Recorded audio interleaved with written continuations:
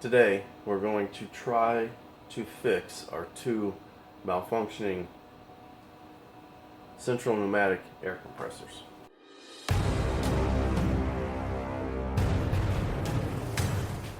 You may have seen my Instagram or Facebook page stating that I've been battling some issues with these two compressors. They've been completely reliable up to this point. I don't know what has caused them both to start malfunctioning at the same time. What the problems are, with this one, it will start right up, will fill the tank, it hits its high pressure, it cuts off, and then say I'm using a tool or I'm running the plasma table or something. When it gets down to that low threshold, it would normally kick back on and fill the tank back up.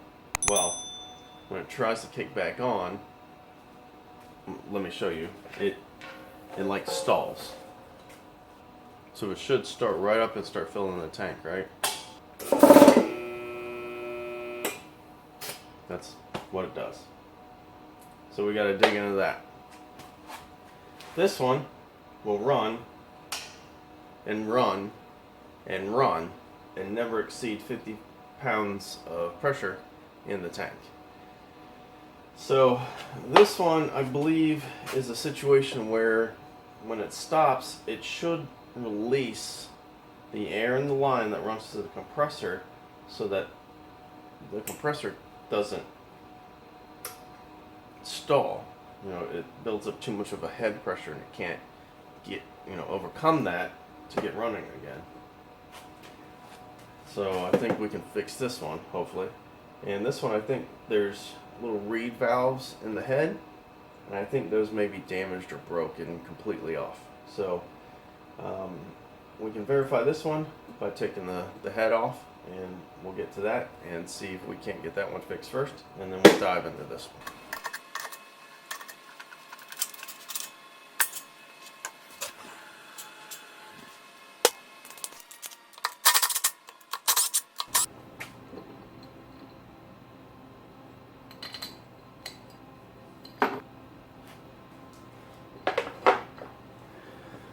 Yep. See how they're broken? That should be one continuous piece, like this one.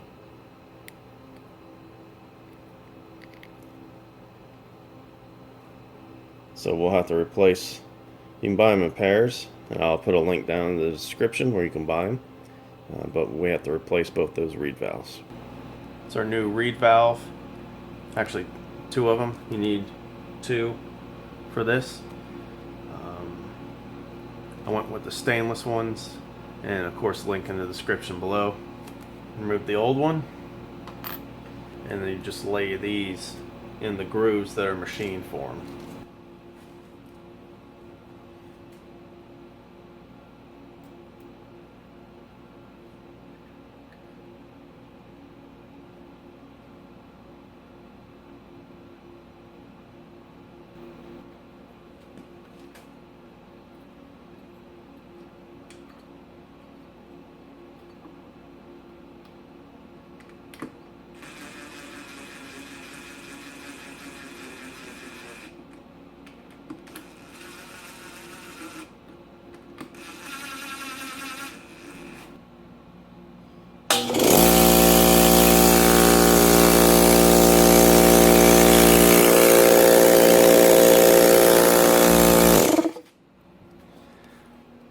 Might help if I hook the line back up. Get that on and we'll try it again.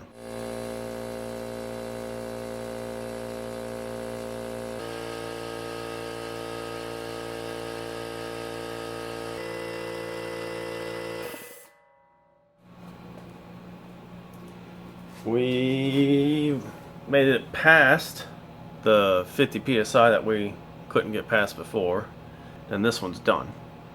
And then it's on to the other one. So that's one done. On to this one.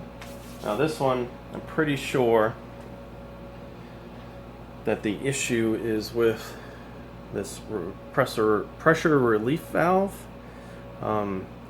There are a few guys online that say that you can take the snap ring out of this to release the plunger, and then there's an O-ring that you can remove or replace. Well, this particular one,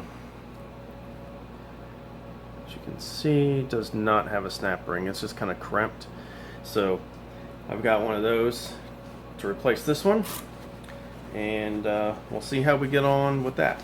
We've got our new valve, and just like everything else, link in the description. The old one,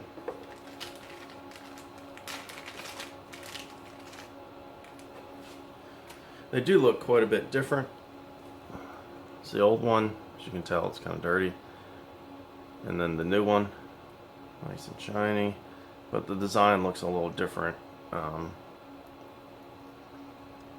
So hopefully it'll work. I'm going to go ahead and put this in, and then we're going to fire it up. Hopefully it still builds pressure, and then we'll let it leak down, and then hopefully it won't stall when we go to fire it back up.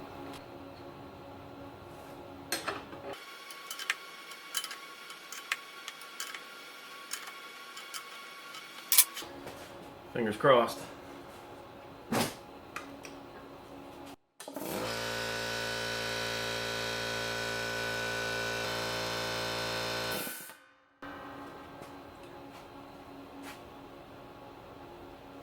So we're at about 75 or so PSI, and if we've got it fixed, it shouldn't stall.